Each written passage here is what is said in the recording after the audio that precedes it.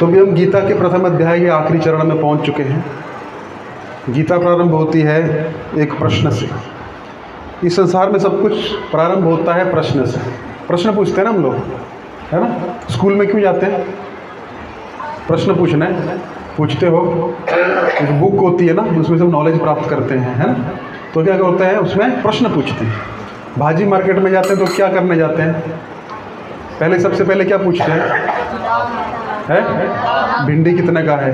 यही पूछते हैं ना कि उठा के लेके चल पड़ते हैं। ऐसा है? ऐसा नहीं ना, पहले प्रश्न पूछते हैं। स्टॉक मार्केट में जाते हैं तो क्या पूछते हैं? क्या भाव चल रहा है भाई शेयर का, है? या किसी के पास नौकरी करते हैं तो आज क्या काम करना है, क्या काम है मेरा, क्या, कैसे, क्यों, यही प्रश्न है ना। तो आध्यात्मिक ज्ञान भी प्रारंभ होता है प्रश्न से। वो प्रश्न था धृतराष्ट्र का, किसके प्रति?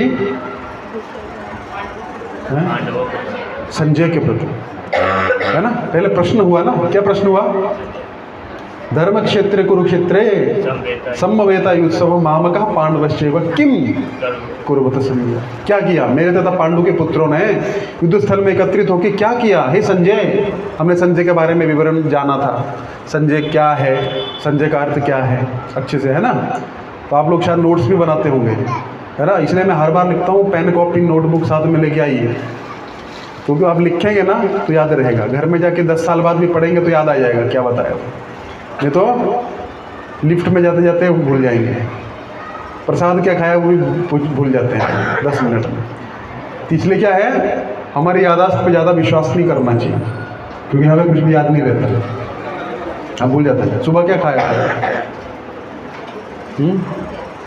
नहीं याद है? चावल ब्रेकफास्ट में। चावल के साथ क्या खाया था? चावल तो कॉमन होता है, वो याद नहीं है। पोहा चावल के साथ? ठीक है, चलो इतना याद है।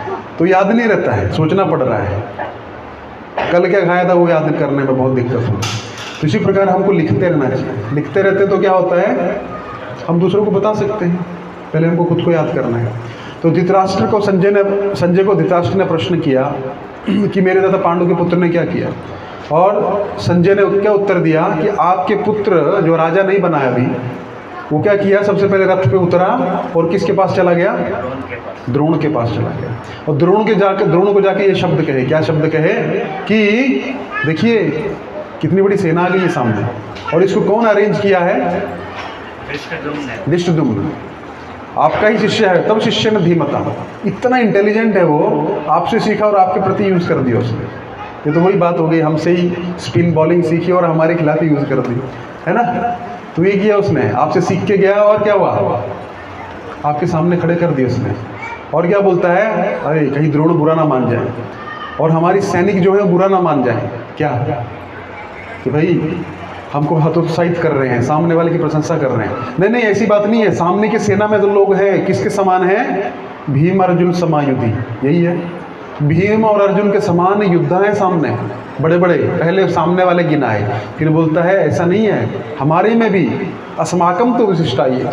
आप में हम हमारे में भी विशिष्ट लोग कौन कौन है? भगवान भीष्मश्च, आप भीष्म, कृपाचार्य, कर्ण, सबके बारे में हमने बताया था, है ना? एक एक करके बताया था कौन क्या क्या है, क्यों उनका नाम ले रहा है। विकर्ण का भी नाम लेता है। क्यों लेता है विकर्ण का नाम? क्योंकि वो उसका वही भाई था जिसने आवाज़ उठाई थी, एक ही था। लेकिन उसको ये डाउट था कि कहीं पलटी ना मार जाए, उस तरफ ना चला जाए, तो इसलिए उसको क्या किया? थोड़ा सा मस्का लगाने के लिए। अच्छा, फिर इतना हो गया, फिर सब ने क्या किया? भीष्म सुन रहे हैं, भीष्म ने अपना शंख बजा दिया। क्या सोच के शंख बजाया कि देखो ये इसका बड़बड़ बंद होने वाला है नहीं, है ना? तो युद्ध के लिए आए हैं, वो करते हैं काम। तो उसने शंख बजाया। और किसका सूचक है शंख? युद्ध का। लेकिन किसका है? भूल गए सारा। किसका सूचक है शंख? किसके हाथ में शंख है? भगवान विष्णु का, है ना? तो विष्णु के शंख के बारे में हमने पढ़ा था कि शंख किसका है? क्या नाम है भगवान श्री कृष्ण के शंख का? पक्का? पांचजन्य, है ना? उसकी स्टोरी भी हमने पढ़ी थी, सुनी थी। उसके बाद में 5 जन्म ऋषिकेशो एंट्री हुई। पहले तो श्वेते रहे रुकते, उसमें हमने बताया था कितने घोड़े लगे थे? 7। हैं? 8,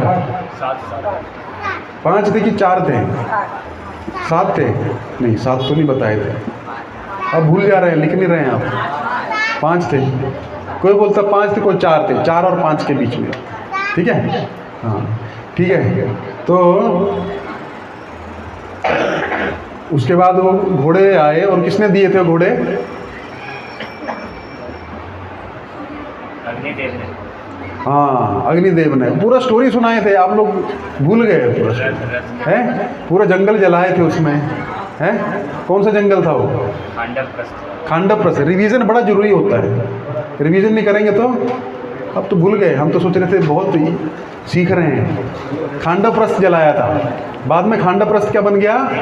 इंद्रप्रस्थ बन गया, है ना? उसमें से कौन रहता था वहाँ पे? तक्षक रहता था। वो किसका मित्र था?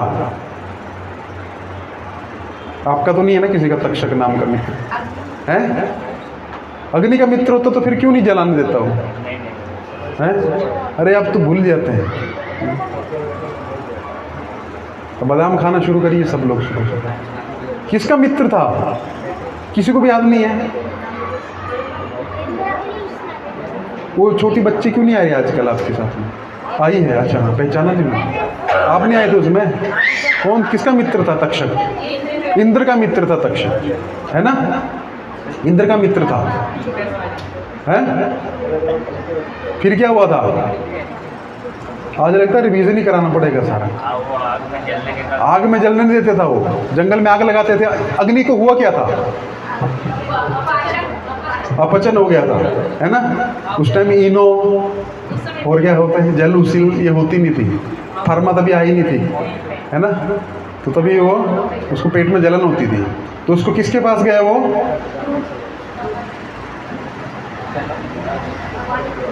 हैं? बोलिए बोलिए, किसके पास गए थे? अरे अग्निदेव, ब्रह्मा जी के पास गए। ब्रह्मा जी ने बोला कि देखो खांडवप्रस्थ नाम का वन है, वहाँ बहुत सारी औषधियाँ हैं और बहुत सारे असुर भी वहाँ पे हो गए, सबको जला डालो। वही तुम्हारा क्या है, एक यज्ञ हुआ था ना, बहुत सारी आहुति खा ली थी उन्होंने, तो अपचन हो गया, हम ज़्यादा खा लेते हैं तो उसी प्रकार क्या हुआ, उनको अपचन हो गया, है ना? मेरी तरफ देखेंगे सब लोग, बम भी फट जाए ना तब भी भागना नहीं जब तक मैं नहीं भागूँ। मैं भाग गया तो मतलब आप भाग जाओ, ठीक है? मेरी तरफ देखना है, उधर कुछ भी होता रहे। एक अच्छे श्रोता का लक्षण होता है, एक होता है श्रोता, एक होता सोता, है ना?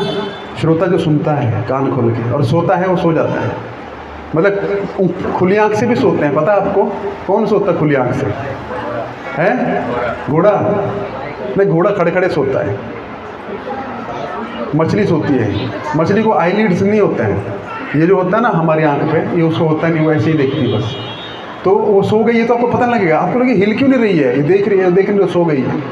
तो ऐसे नहीं सो जाना है मछली की तरह, आंखें खुली और एक्सपर्ट हो जाते हैं कई लोग, ऐसा नहीं होना है।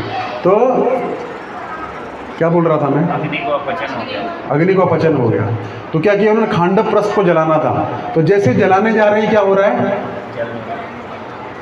जल नहीं रहा है। क्यों नहीं जल रहा है? क्योंकि इंद्रदेव ऊपर से बारिश कर रहे हैं। तो फिर बोला ऐसे कैसे चलेगा? फिर ब्रह्मा जी बोलते हैं जाओ अग्नि के इसके पास जाओ, अर्जुन के पास। तो अर्जुन के पास जाते हैं और अर्जुन को क्या बोलते हैं? आप मेरी सहायता करो। और अर्जुन और कृष्ण उस टाइम ढूंढ रहे थे क्या? अलग अलग अस्त्र शस्त्रों की क्या कर रहे थे? जमा कर रहे थे, इकट्ठा कर रहे थे युद्ध करी। उनको पता था भविष्य में युद्ध होने वाला है। तो अर्जुन ने बोला ठीक है मैं आपकी रक्षा करूंगा। तो रक्षा किया। तक्षक नहीं था उस टाइम पे, हमने बताया था तक्षक बाहर गया हुआ था। तो तक्षक की पत्नी मर गई जल के। तो तक्षक एक पुत्र था वो भाग गया, बाकी सबको जला डाला अर्जुन ने। 2-4 लोग और बचे थे, असुर थे लेकिन वो सारे, बाकी सबको मार डाला। अग्नि का पेट शांत हो गया और क्या हो गया? अग्नि ने क्या दिया उनको? एक रथ दिया। वो रथ इतना बड़ा था, मैंने बोला 12 बैलगाड़ियों के बराबर, इतना माल उसमें आ सकता था जितना 12 बैलगाड़ी में, इतना अस्त्र शस्त्र था उसमें। और ऐसा नहीं था वो लोग टांग के चलते थे, वो मंत्र से प्रकट करते थे सब कुछ, है ना? तो अर्जुन इतना बलशाली है। अर्जुन कोई छोटा मोटा आदमी नहीं, जिसने स्वयं भगवान भोलेनाथ को किसमें संतुष्ट किया? युद्ध में। इसलिए उसको पाशुपात अस्त्र प्राप्त हुआ, इसलिए उनका नाम एक पशुपति भी है। पशु है ना, कौन है? नंदी। इसलिए पशुओं के पति हैं वो, भूतों के भी पति हैं, जिसका कोई नहीं उसका शिव जी, है ना। जिसका कोई नहीं होता उसका भगवान शंकर होते हैं, पक्की बात है। सबको आसरा देते हैं, जो भी आ जाए, भूत प्रेत, है ना। तो भगवान शंकर को भी उन्होंने युद्ध में संतुष्ट किया था। ऐसा अर्जुन है। तो रथ का वर्णन किया था, घोड़ों का वर्णन किया था, है ना। फिर क्या हुआ था, फिर दोनों अपनी सेनाओं के मध्य में आ गए और वहाँ पे रथ को स्थापित करके दोनों ने, जब शंख बज रहे तो कृष्ण और अर्जुन ने भी अपने अपने शंख निकाले, बाकियों ने भी। पहले शंख का नाम क्या था? कृष्ण के शंख का नाम क्या है? अर्जुन के शंख का नाम क्या है? देवदत्त। और भीम के पौंड्र, है ना। कृष्ण के शंख की कथा भी हमने समझी थी, पांचों के अर्थ भी हमने समझे थे, जितने शंख, 5, 7, 6 शंखों के बारे में हमने नाम है। और युधिष्ठिर का शंख का नाम क्या है? अनंत विजय। और नकुल का सुघोष। और सहदेव का लिखा है, काम आ रहा है ना, हाँ, नोट्स बनाने हैं, मणिपुष्प, है ना। इतने शंखों के बारे में हमने चर्चा की थी, इनके अलग अलग मतलब भी समझे थे हमने, है ना। तो अब ऑडियो इसलिए डाला जाता है कि आप सुने करीब बाद में और लोगों को भी सुनाइए, नहीं तो क्या होगा, वो एक बार कथा किया, अच्छा किया, वो फिर ख़त्म, वो जन्म जन्मांतर तक रहेगा। जब तक यूट्यूब है तब तक रहेगा, है ना। तो कोई भी सुन सकता है उसको। ऐसी ऐसी कथाएं बहुत कम होती हैं, होती नहीं है, इतना डीप में कुछ जाता नहीं है गीता का, पहला अध्याय खत्म हो जाता है अभी तक। हम उसका मतलब आपकी ज़िंदगी से क्या है वो समझाने की कोशिश कर रहे हैं। ऐसा नहीं कि अर्जुन और कृष्ण के बीच में कोई चर्चा हुई, अरे वो दोनों का पर्सनल मैटर था, आपस में निपट लिया, हमारा काम खत्म हो गया। नहीं, आपकी ज़िंदगी से कैसे रिलेटेड है। फिर शंख बजाए, फिर क्या हुआ, अर्जुन ने जिज्ञासा किया। क्या जिज्ञासा किया? क्या जिज्ञासा किया? मुझे देखना है। यावदेता निरीक्ष्य हम योद्धु काम अवस्थिता। इस युद्ध में कौन कौन देखे, कौन कौन युद्ध करने आया है, मुझे युद्ध की कामना से कौन कौन व्यक्ति आया है, मुझे देखना है। देखिए, अर्जुन को ऐसा नहीं था कि उसको पता नहीं था, अर्जुन को पता है, लेकिन उसको यकीन नहीं हो रहा है कि सही में युद्ध करने आ गए हैं हमसे, हमारे परिवार के लोग, और मैं देखना चाहता हूँ कितने आतुर हैं वो युद्ध करने की। इसलिए अर्जुन ने इच्छा जताई। और कृष्ण ने कुछ कहा नहीं। कृष्ण ने क्या किया, दोनों सेनाओं के मध्य में क्या किया, रथ को खड़ा कर दिया और क्या बोला, देखो, किसको देखो, भीष्म द्रोण प्रमुखतः सर्वेशाम च निक्षिताम, सबके सामने खड़ा करके बिल्कुल भीष्म और द्रोण के सामने रथ को पार्क कर दिया और बोला, देखो, पश्यते तान कुरुनीति, इन कुरुओं को देखो। और जैसे अर्जुन ने उन कुरुओं को देखा, अर्जुन धराशायी। क्यों? क्योंकि इनको मारना है ना। अब इनको मारना है और जान से मारना है। और युद्ध का फैसला जो है ऐसा नहीं होगा कि भाई हाँ कोई जीता कोई हारा, मर के ही फैसला होगा। जो मर गया वो हार गया और जो जिंदा रह गया वो जीत गया। यही धर्म युद्ध है ना। तो इस संसार में हम देखते हैं, प्रभु जी, अच्छा बुरा हम इतना अच्छा करते हैं, ध्यान से समझने की कोशिश करिएगा। पहला अध्याय हमारी ज़िंदगी से कैसे रिलेटेड है ना। पहले अध्याय सबसे महत्वपूर्ण अध्याय है गीता का। जिसका पहला अध्याय अच्छे समझ आ गया वही अगले अध्याय को समझ पाएगा, नहीं तो नहीं समझ पाएगा। कुछ लोगों को क्या लगता है, पहले अध्याय में क्या है ही क्या प्रभु जी, कुछ लोगों के नाम हैं और अर्जुन मोहित हो गए, इसमें क्या गीता, चलो आगे चलते हैं। जब भगवान दूसरे अध्याय से शुरू करते हैं, नहीं, पहला अध्याय समझना है हमारे जीवन में कैसे महत्वपूर्ण है। हम लोग जीवन में अच्छे बुरे के चक्कर में पड़े रहते हैं। अच्छा बुरे की डेफिनेशन क्या बताइए। इस संसार में कुछ अच्छा नहीं है। कैसे? आप बोलेंगे प्रभु जी ऐसा थोड़े है, हमको अच्छे बुरे का ज्ञान है, आप ही बता दो अच्छे काम करने चाहिए। अच्छा बुरा क्या है संसार में, देखने हम समझने का प्रयास करते हैं। आपकी ट्रेन है वापी से, कहाँ से है, मान लीजिए अभी है 9 बजे और आप अभी इधर बैठ के कथा सुन रहे हो, है ना। और अब भागना शुरू करोगे तो क्या होगा, मिलेगी ट्रेन? नहीं मिलेगी। और एक आदमी जो है वो 8 बजे से वापस स्टेशन पे बैठा हुआ है, 1 घंटा पहले मैं पहुंच गया, ट्रेन में बैठूंगा, आराम से चद्दर उद्दर डाल के सो जाऊंगा, सुबह अपनी डेस्टिनेशन पे पहुंच जाऊंगा। उसने जैसे ही वो क्या बोलते हैं उसको ऑन किया, करंट स्टेटस, ट्रेन 3 घंटा लेट है, वो क्या करेगा, गाली देगा ना। ये क्या है यार, इन रेलवे वालों को कुछ नहीं हो सकता है ना, इनका कुछ नहीं हो सकता है, ये भारत का कुछ नहीं हो सकता है, भारत के रेलवे का हालत ऐसा ही है, ये है वो है, गाली देगा। लेकिन आपने देखा कि ट्रेन 3 घंटा लेट है तो बोले देखो यार, प्रवचन भी हो गया, प्रसाद भी हो जाएगा। कितना बढ़िया खबर दिया है रेलवे वालों ने, मैं बधाई देना चाहता हूँ उनको। एक ही स्थिति है, स्थिति अलग अलग नहीं है। एक के लिए क्या है, है? एक के लिए मतलब दुखद है, एक के लिए सुखद है। तो परिस्थिति अच्छी है कि बुरी है? कुछ नहीं बोल सकते। अभी आप लोग स्वस्थ हैं, अच्छी बात है ना, डॉक्टर के लिए अच्छा नहीं है, लेकिन वो देख रहा है यार कब बीमार होगा, आए हमारे पास, लाइन नहीं लग रही है, पैसा नहीं निकल रहा है, भाड़ा नहीं निकल पा रहा है दुकान का, और लाइन लंबी लगी है, आपका पेट दुख रहा है कि वो डॉक्टर खुश है, अच्छा है आज अच्छे खासे मरीज आए, एक साल का पंखा बंद कर दीजिए, शायद उसके कारण हो रहा है ना। अब इतनी गर्मी नहीं है, तो स्थिति बताइए कौन सी अच्छी है कौन सी बुरी है? एक के लिए वही स्थिति क्या है? एक के लिए बुरी है ना। आप अच्छे नागरिक हैं, आपके पास में है, आप शादी से जाके आ रहे हैं, ट्रेन में बैठे हैं स्टेशन पे, और स्टेशन पे ज़्यादा भीड़ नहीं है, वहाँ पे आपको पुलिस वाला दिख जाए और आपके बैग में अच्छे खासे आभूषण भी हैं, तो आप खुश होंगे कि दुखी होंगे? अरे दुखी होंगे, क्यों? दुखी कौन होगा? जो चोर है, वो सोच रहा है कब ये बैग उड़ाऊंगा, अब उसको पुलिस दिख जाएगी तो क्या बोलेगा, यार ये तो ठीक नहीं है पुलिस वाला, है ना। तो एक ही स्थिति है, एक ही स्थिति है, लेकिन दोनों को देखने का नज़रिया अलग है। तो इसी प्रकार जीवन में अच्छे बुरे का कोई पता नहीं है कि क्या हो जाएगा। जो एक आदमी के लिए स्थिति अच्छी है, आपकी पगार बढ़ गई, लेकिन दूसरे को प्रॉब्लम चालू हो गया, है ना, इसकी क्यों बढ़ी, मेरी क्यों नहीं बढ़ी, तो वो पॉलिटिक्स चालू करेगा। आपकी लिए स्थिति अच्छी है, लेकिन उसके लिए बेचारे को रात को नींद नहीं आ रहा है, तो अब क्या स्थिति को अच्छा बुरा कहेंगे? एक के लिए जो अच्छा है, दूसरे के लिए बुरा है। अभी कोरोना आया, बहुत नुकसान हुआ लोगों का, लेकिन जो लोग बिजनेसमैन थे उन्होंने बहुत कमाया भी, है ना।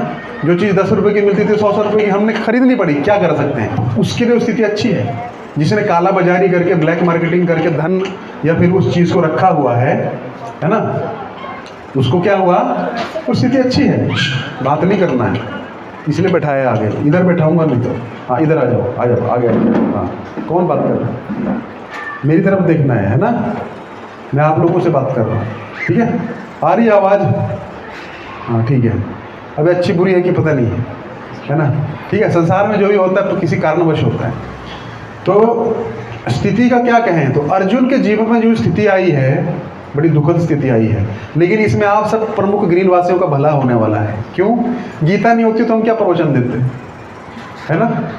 तो ये सारी मानवता के लिए एक व्यक्ति को भगवान ने क्या किया पता है, कष्ट में डाल दिया। अब अर्जुन रोएगा, क्यों रोएगा, और वही प्रश्न करेगा जो हम पूछते हैं, मैं दुखी क्यों हूँ।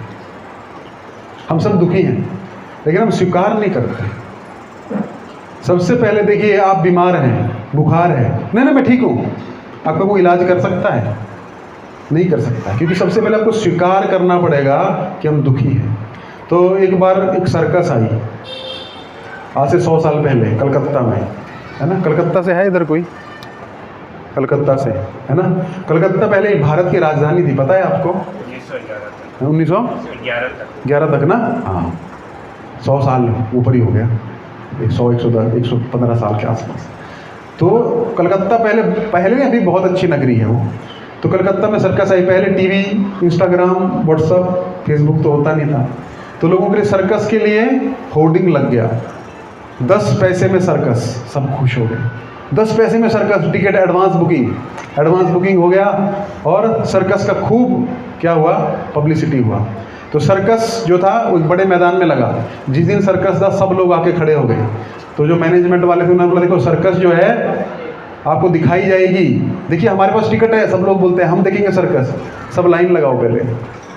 बोले ये कैसी सर्कस है, लाइन से एक एक करके छोड़ेंगे, विशेष सर्कस है, एक एक करके छोड़ेंगे सबको अंदर। बोले ठीक है। तो जो सबसे पहले मारा मारी चालू हो गई, धक्का मुक्की, है ना।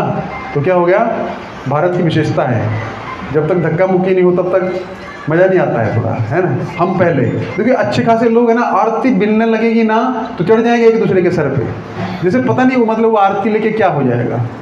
प्रसाद का भी अनाउंसमेंट हो जाए, आपकी बात नहीं कर रहा हूँ, ऐसे कर रहा हूँ, तो सुनते सुनते खाली एक वक्ता रह जाएगा, है ना, बाकी सब भाग जाएंगे उधर, प्लेट लगा के सुनेंगे।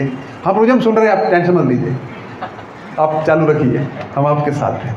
तो भारत में एक बड़ी प्रॉब्लम है डिसिप्लिन, सेल्फ डिसिप्लिन नहीं लोगों में, है ना, जिसको चरित्र कहा जाता है। तो खैर बोले कि करके छोड़ा जाएगा, जो आदमी सबसे आगे था बहुत खुश, हमारा नंबर सबसे पहले आएगा।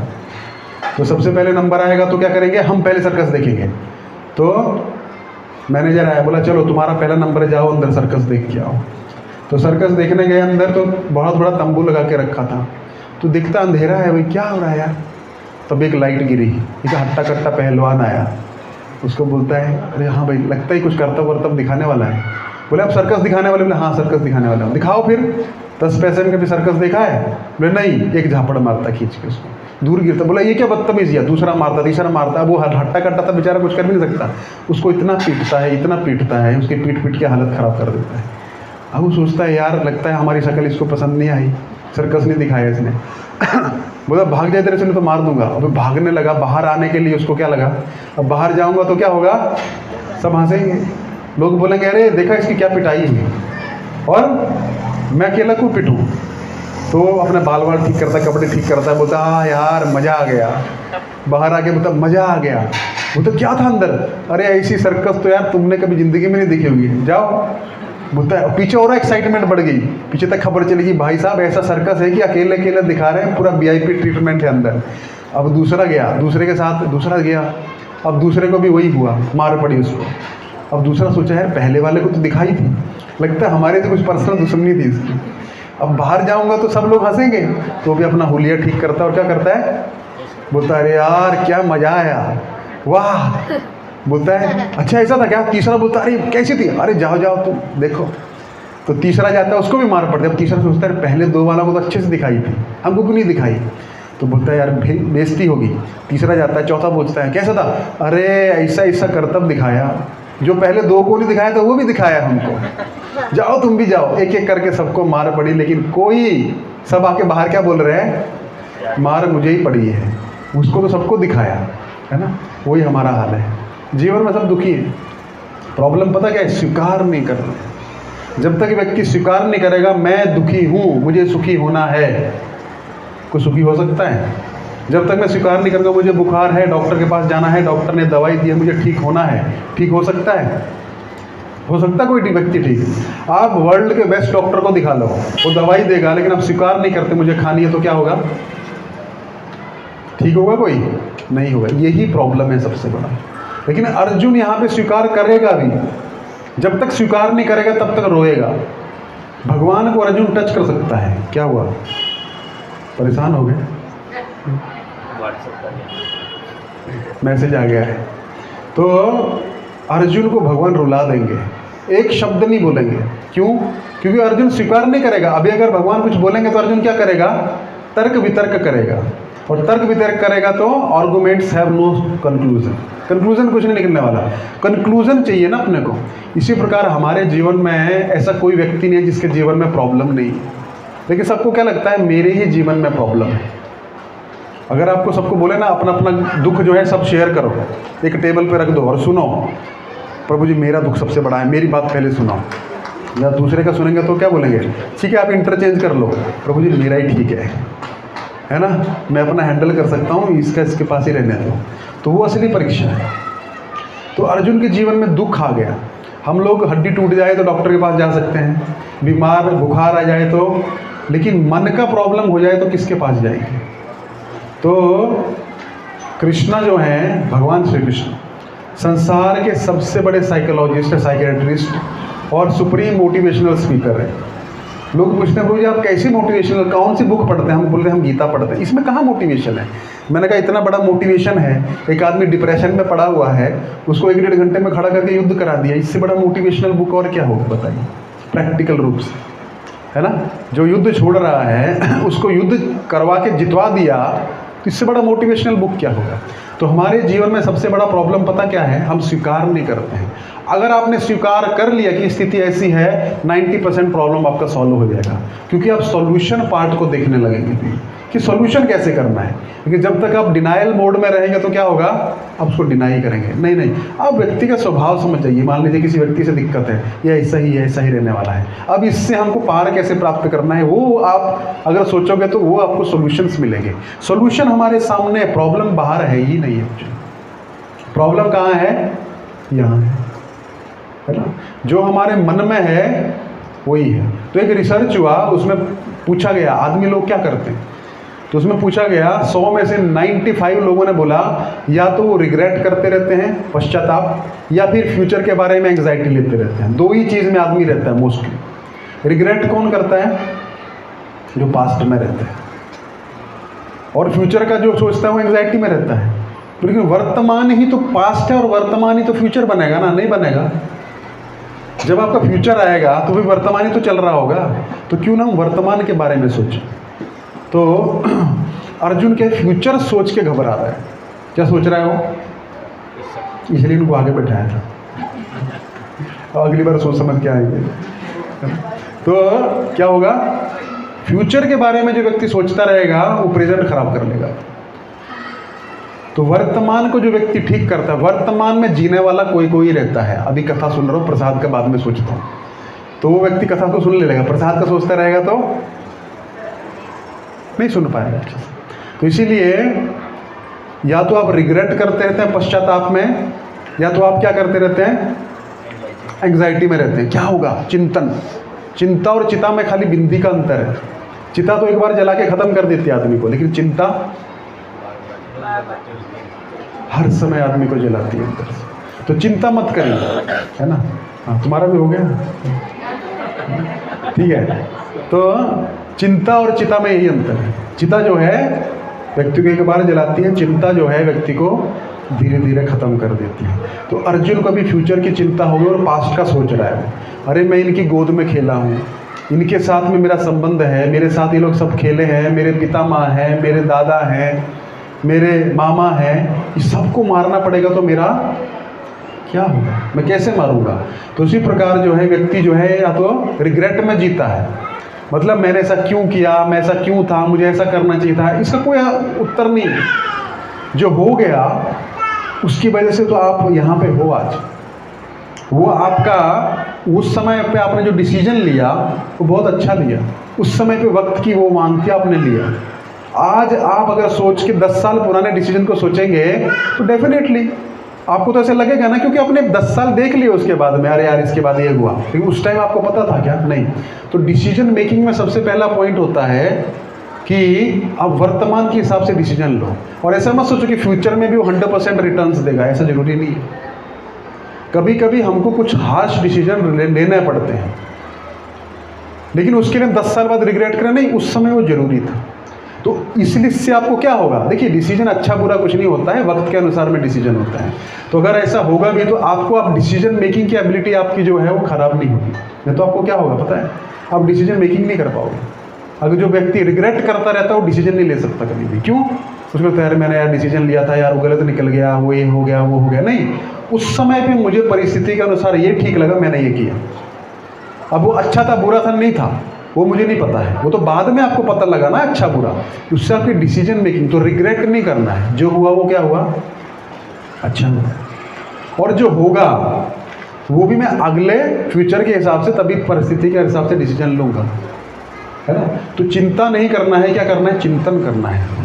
तो उसी प्रकार अर्जुन जो है अभी वर्तमान में नहीं सोच रहा है। अर्जुन क्या सोच रहा है? 5 तर्क दिए थे अर्जुन ने, क्या क्या युद्ध नहीं करने के। दया, एंजॉयमेंट विथ होम, अगर कोई रहेगा ही नहीं तो एंजॉयमेंट किसके साथ करेंगे। हाँ, दया, भोग, उसके बाद लुक, पिंडोदक क्रिया, मतलब जो हमारी सारी फैमिली ट्रेडिशंस है, कुल की परंपरा है, वो नाश हो जाएगी, कोई रहेगा नहीं, और पाप लगेगा हमको। और पिछले में हमने आतताई में देख भी लिया था, पापम एव श्रश्मान हत्तोतान आतताई का, कि हम ये जो आतताई हैं इनको मारेंगे तो हमको पाप लगेगा। लेकिन हमने 6 प्रकार के आतताई देखे थे, वो सब चीज़ कौरवों ने की थी, पांडवों के साथ में की नहीं की थी। एक एक करके देखा था ना, आग लगाना, जहर देना, दूसरे की संपत्ति को हर लेना, दूसरे की स्त्री को हर लेना, ऐसे ऐसे 5-6 चीज़ें, खतरनाक हथियार से वार करना। तो ये सब कुछ अर्जुन के साथ में हुआ था। लेकिन अर्जुन उनको आतताई बोल रहा है, लेकिन साथ में भी बोल रहा है कि हमको पाप लगेगा। तो कृष्ण बोले तुमको पाप कैसे लगेगा? पापियों को मारने से पाप नहीं लगेगा, है ना? तो ये सब चीज़ें हमने देख ली थी। तो अर्जुन कोई डिसीजन नहीं ले पा रहा है, इनडिसिजिव है। लेकिन अर्जुन के साथ में एक अच्छी चीज़ ये है कि अर्जुन के साथ में कौन है? भगवान श्री कृष्ण। और भगवान श्री कृष्ण बोल लीजिए या उनके गुरु के रूप में भगवान श्री कृष्ण हैं। तो हमारे जीवन में प्रॉब्लम आएगा, डेफिनेटली आएगा। ऐसा हो ही नहीं सकता किसी के जीवन में प्रॉब्लम ना आए, रोज आएगा। संसार का नियम है ना? होगा ही होगा ना। अभी एक और इसके बाद कौन सा मौसम आने वाला है? पक्का देख लीजिए, हो सकता है भगवान का मूड चेंज हो गया तो बरसात ही दे दें खाली, एक बार आगे पीछे कर देते हैं, होता है ऐसा। फिर उसके बाद कौन सा आएगा? पक्का। अभी आप कौन से कपड़े निकाल लेंगे? अरे आप तो कितने बड़े ज्योतिष हैं, देखो आपको पता है 10 दिन के बाद गर्मी बढ़ जाएगी, है ना? फिर उसके बाद क्या है? यहाँ पे वो लगा देंगे, क्या बोलते हैं उसको? नहीं, गर्मी के बाद सब कवर कर देंगे, क्या बोलते हैं उसको?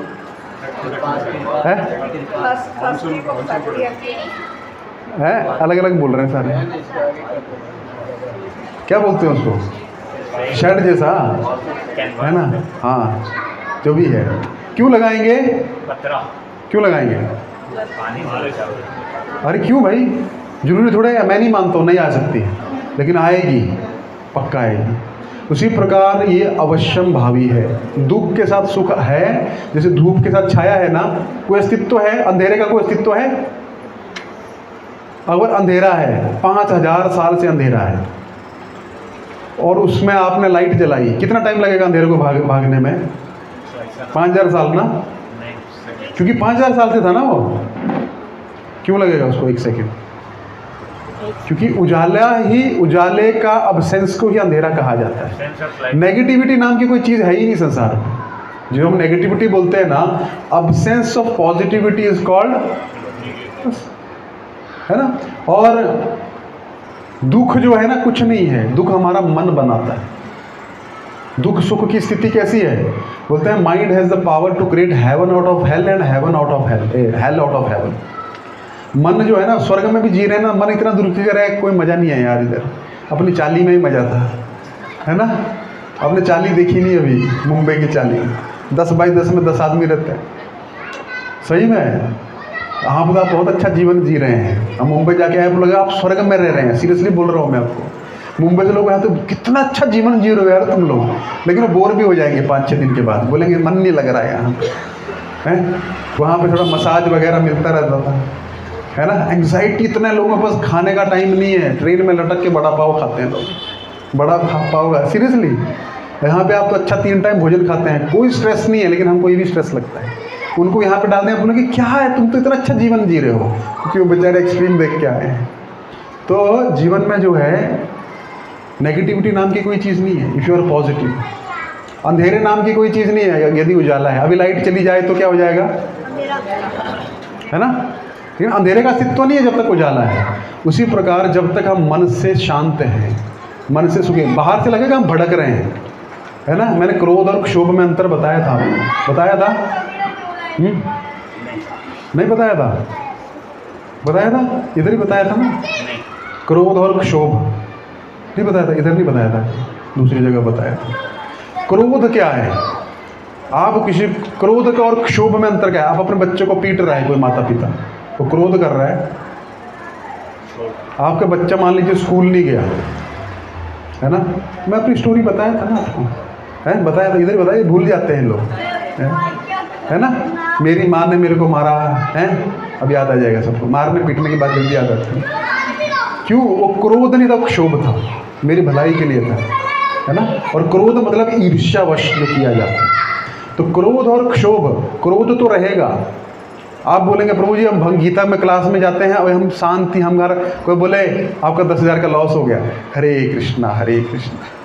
प्रभु जी 1 लाख का इनकम आपका बढ़ गया, हरे कृष्णा। ऐसा तो नहीं होगा ना, कुछ तो मन में फीलिंग्स है ना, वो फीलिंग्स को व्यक्त करना मुश्किल नहीं है। बल्कि मैं बताया था मैं कंपोजर का अर्थ क्या होता है, कंपोज रहना क्या होता है। कंपोजर का अर्थ लोग क्या समझते हैं, जैसे अभी हमने एग्जाम्पल दिया था उधर भी, प्रभात प्रभु को 50,000 रुपये का इंक्रीमेंट लग गया, तो प्रभात प्रभु क्या करेंगे? लगता नहीं है, लगता नहीं लग गया, मान लीजिए लग जाएगा जल्दी, अब बोले हैं तो लग जाएगा। मान लीजिए लग गया तो क्या करेंगे? खुश हो जाएंगे, खुश हो जाएंगे ना। अब इसमें नहीं प्रभु जी हम खुश नहीं हैं, ऐसे भी खुशी मनाएंगे ना, खुशी मनाने के बाद शांत हो जाएंगे। लेकिन रोज खुशी मनाएं तो वो गलत है। तो भावनाओं को व्यक्त करना गलत नहीं है, लेकिन रोज वही भावना व्यक्त करना गलत है।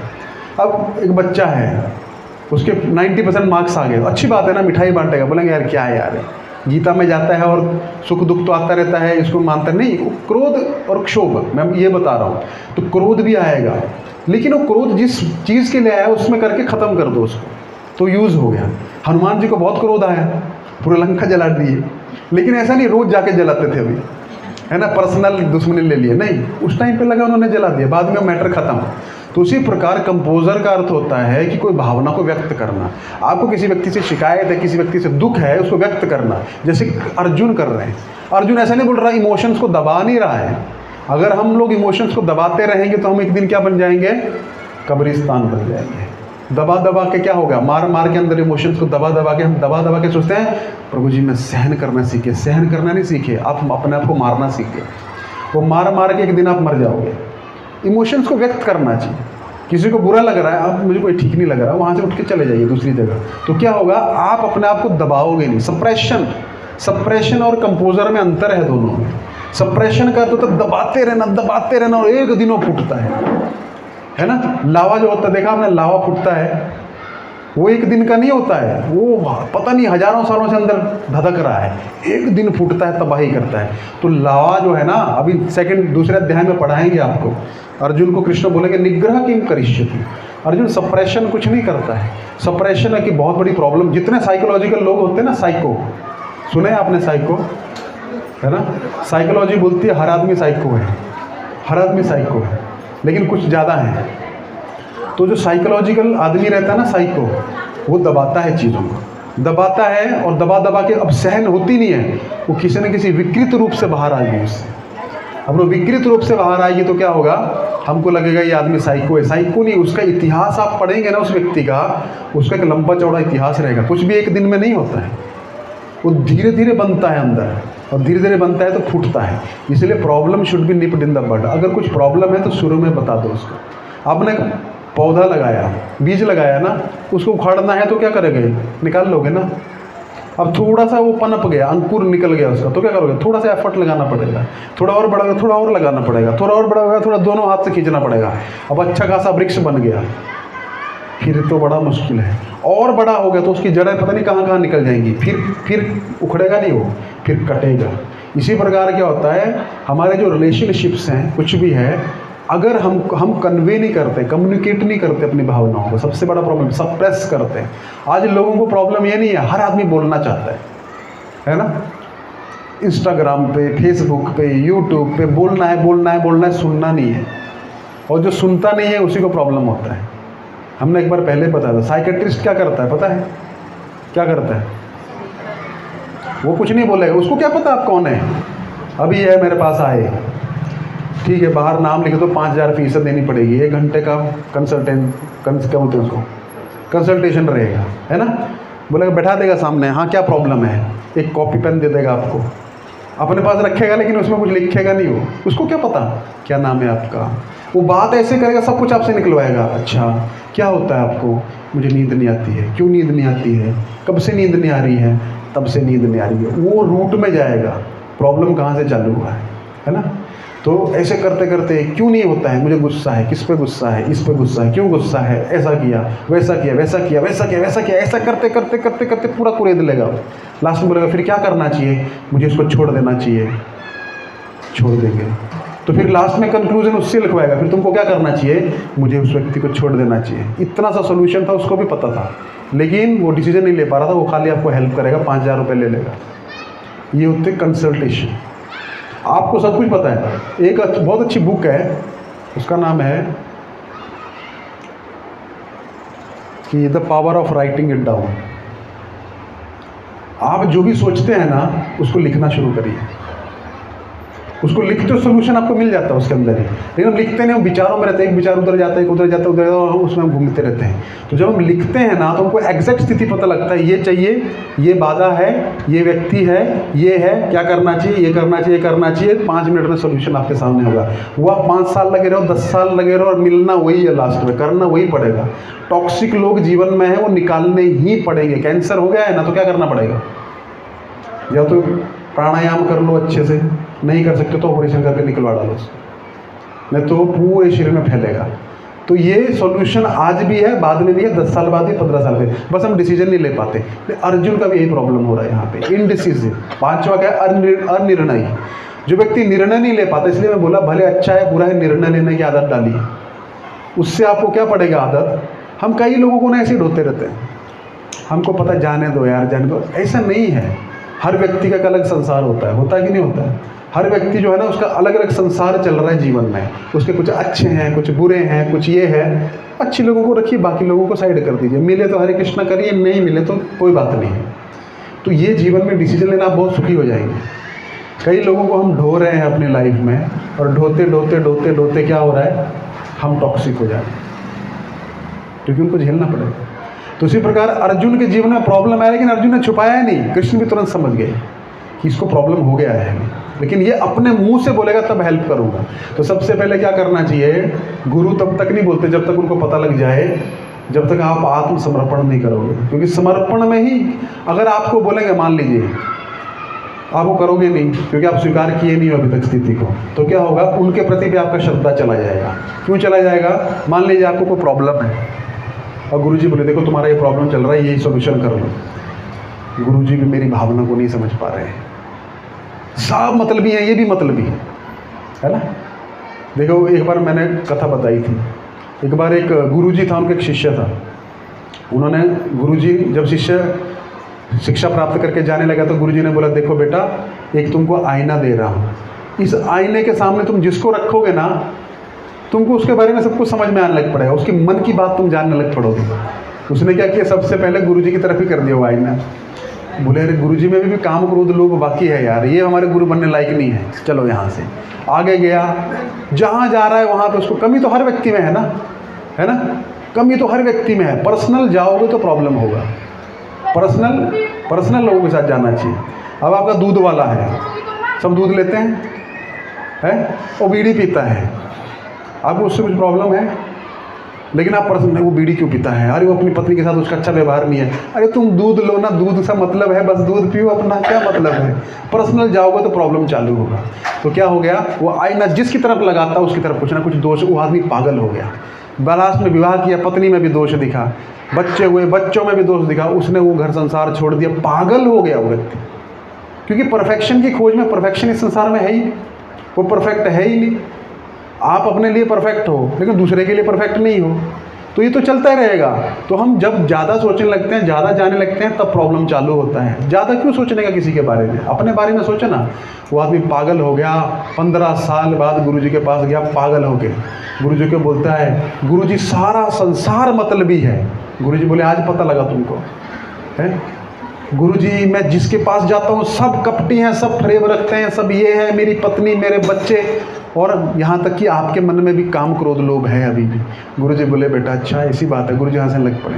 गुरुजी बोले बेटा तो तुमको फिर कैसे जीवन लगाओगे। गुरुजी ये लो अपना आईना वापस, हमारा दिमाग खराब हो गया उसको देख के। गुरुजी बोले बेटा सबको देख लिया। हाँ गुरुजी सबको देख लिया, अपने को देखा कभी इसमें, जिसके लिए दिया था, अरे वो तुम्हें देखा ही नहीं, है ना बेटा, ये मैं तुमको सबको देखने के लिए नहीं दिया था, ये तुमको देखने के लिए दिया कि तुम देखते अपने को सुधारना।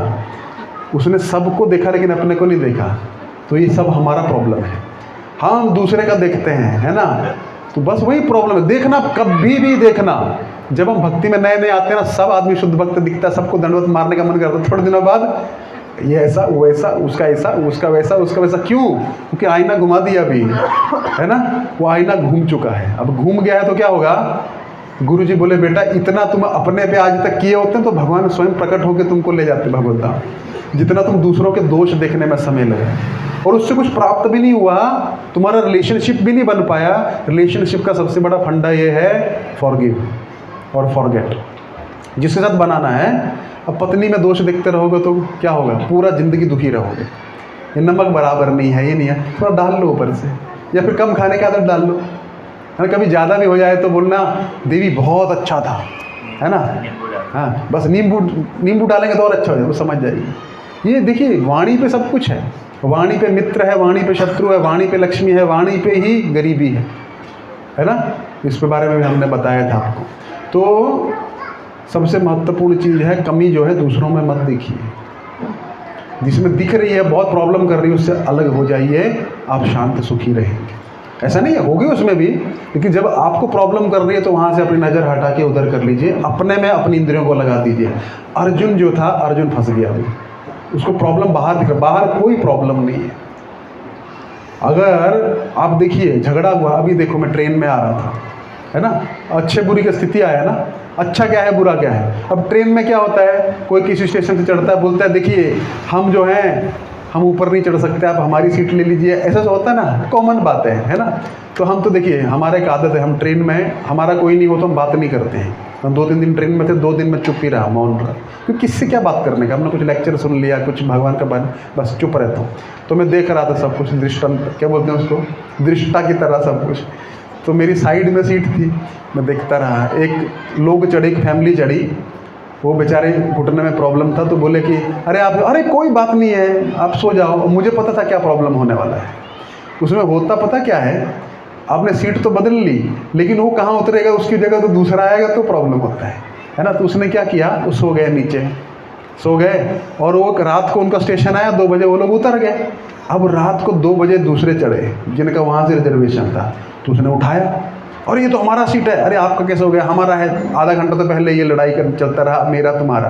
तो बाद में कोई समझाया, अरे आपने बदली किया था ना, वो क्या हुआ है पता है, वो टीटी आया था, उसने आपका काटा ही नहीं, उसने, आप थे नहीं वहाँ पे, उसने कटवाया नहीं, उसने बोला ये नाम है क्या, उसको क्या पता आपका नाम क्या था, उसने काटा नहीं, आपका टिकट कैंसिल हो गया।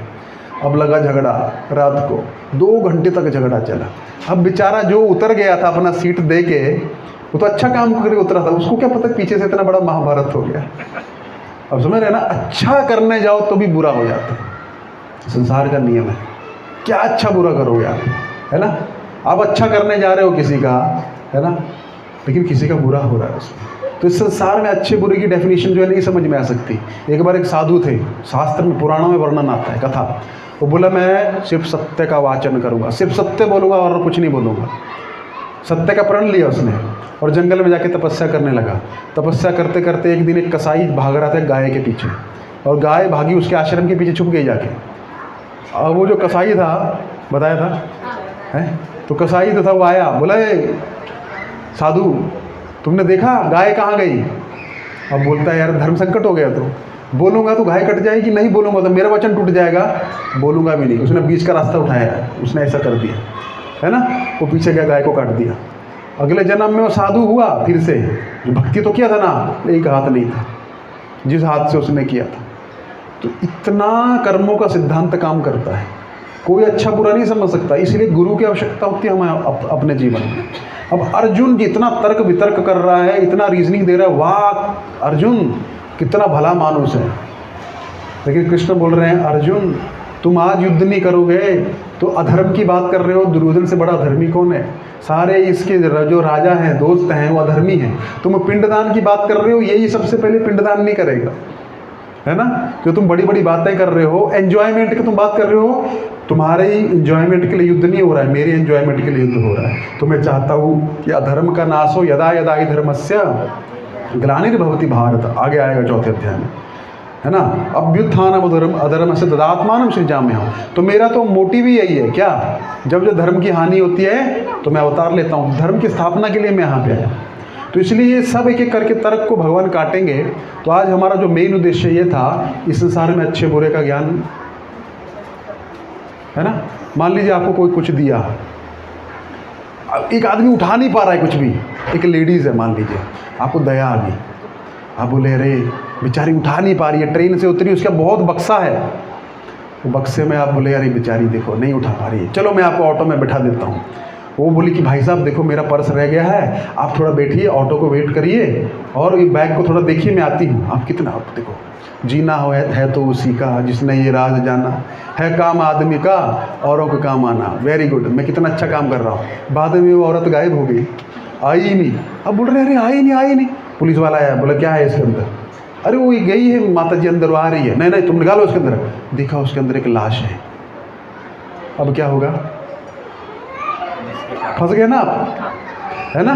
तो अच्छे बुरे का क्या डेफिनेशन करोगे आप। आपने देखे रात को हाईवे पे एक बच्चा बेचारा पड़ा हुआ है साइड में, ऐसा लगा एक्सीडेंट हुआ पड़ा है, आपने रोक दिया गाड़ी और उठ के उसने गन आपके सर पे रख दी, कहे थे भला करने, क्या हो गया?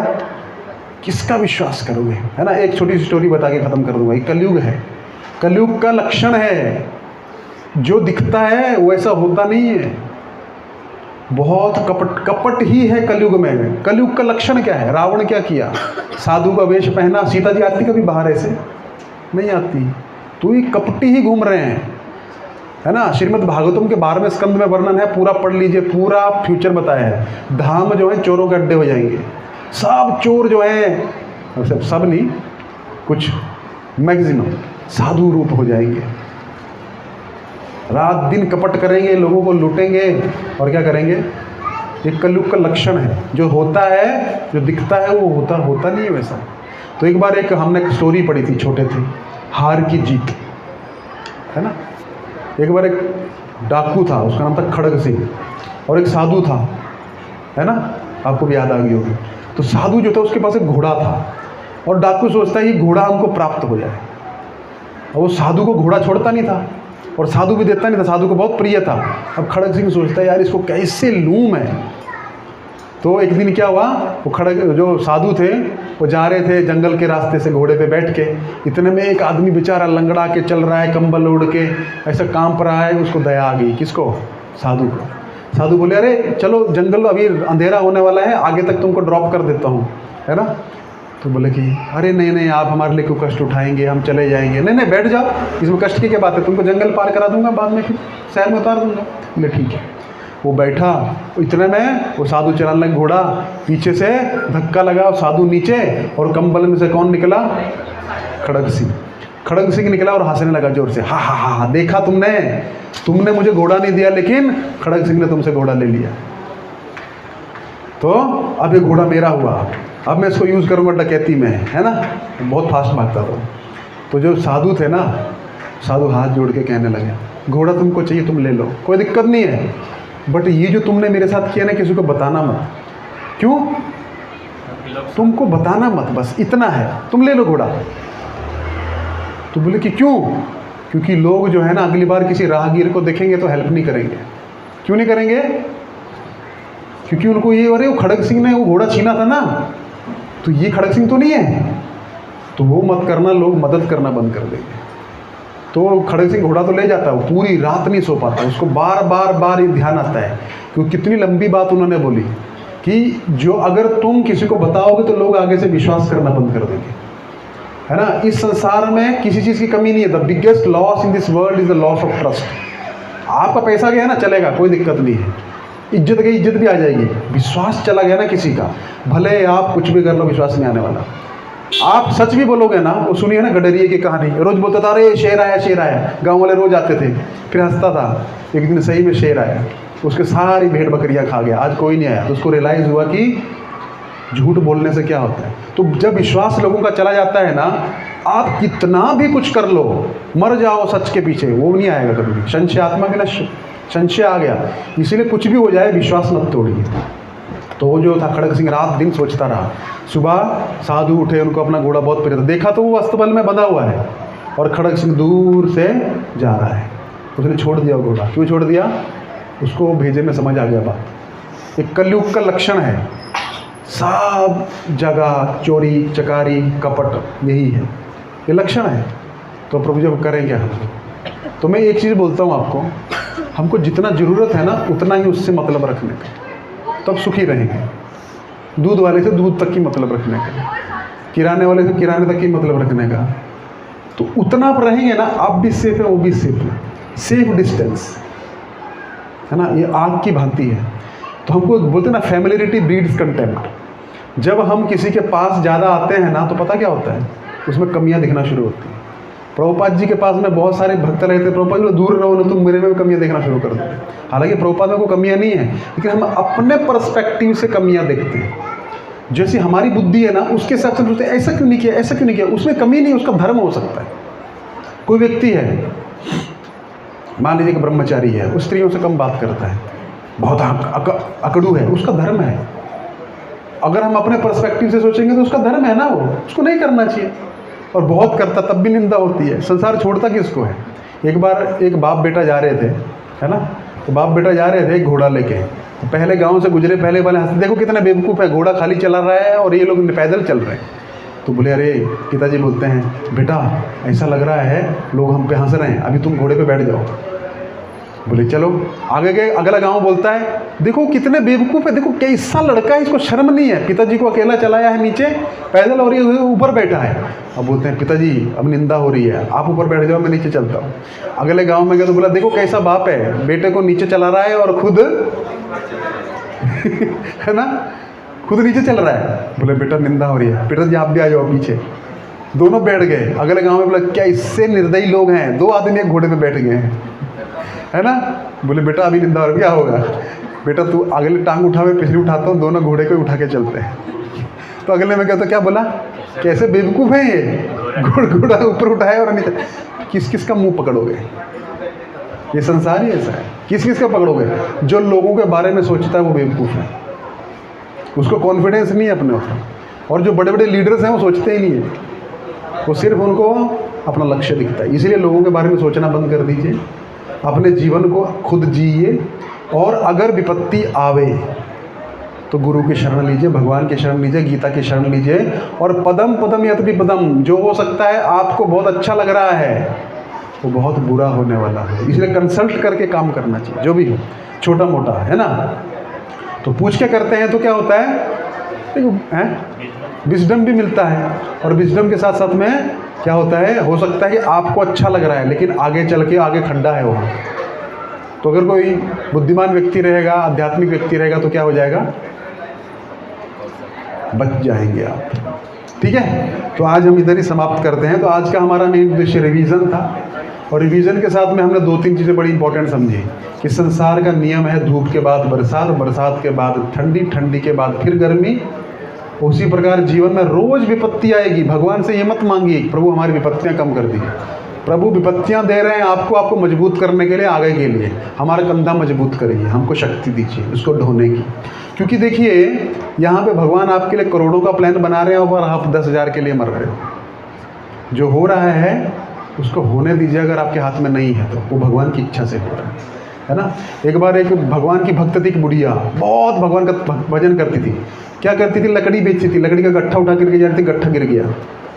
भगवान को मन से पुकारा, भगवान प्रकट हो गए, बोलो क्या कर सकता हूँ मैं, तुमको क्या चाहिए, थोड़ा ये हेल्प करो गट्ठा सर पे उठाने के लिए। तो भगवान उसको कुछ भी दे सकते हैं ना।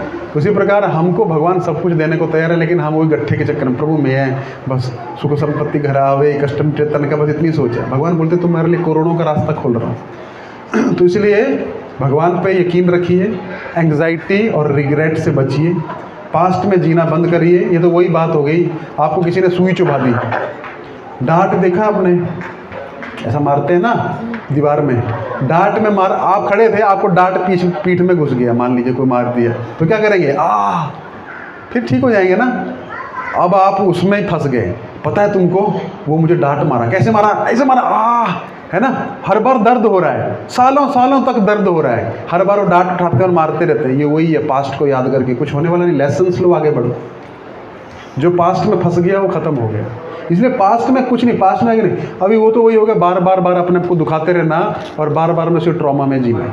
जो हो गया वो हो गया, वो अच्छे के लिए हुआ। वो आज जो आप, या तो आप देखिए संसार आपको पत्थर मारेगा, या तो ब्रिज बना लो, या एक दीवार बना लो, उसमें खुद ही कैद होके मर जाओ, या उसको ब्रिज बनाओ, है ना। तो ये हमारे ऊपर डिपेंड करता है। तो अर्जुन ने कृष्ण से कंसल्ट किया, भी कृष्ण अर्जुन को उठाएंगे। इसलिए हमारे जीवन में आध्यात्मिक प्रगति हमको करना है और साथ में भौतिक प्रगति अपने आप होगी। तो हमको सबसे पहले क्या सीखना पड़ेगा, माइंड ट्रेनिंग, है ना।